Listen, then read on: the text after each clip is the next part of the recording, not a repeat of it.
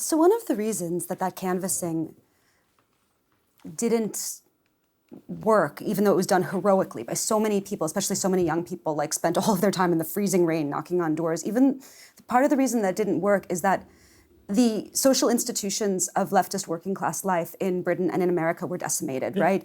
It's like if the first time that you see, a leftist is when they're knocking on your door asking for your vote. In America, working class leftist institutions were decimated first by McCarthyism and then by the war against unions. And so the Democratic Party started to become alien to certain parts of the country.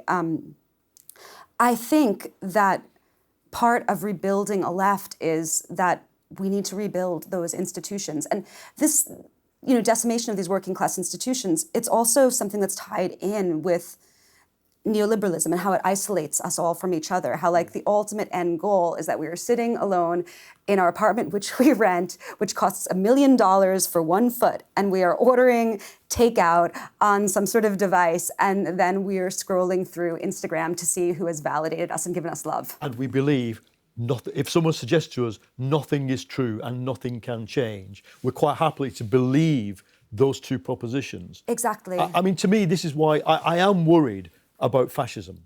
Video games are huge these days, and they're specifically targeting kids. There are chats and there are like communication between all these kids, and it's openly misogynistic and racist and all of that. So my question is, do you think that the game publishers should monitor this, or should they just freely be racist and be kids until they grow up and they learn not to be?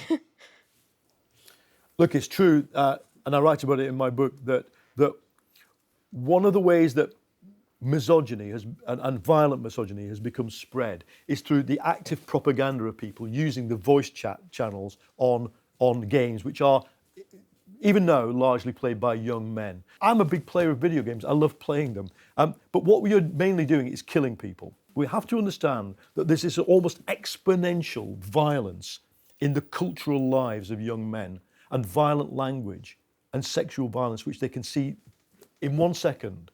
On any cell phone in this room, we could see. That's changed the way human society is working.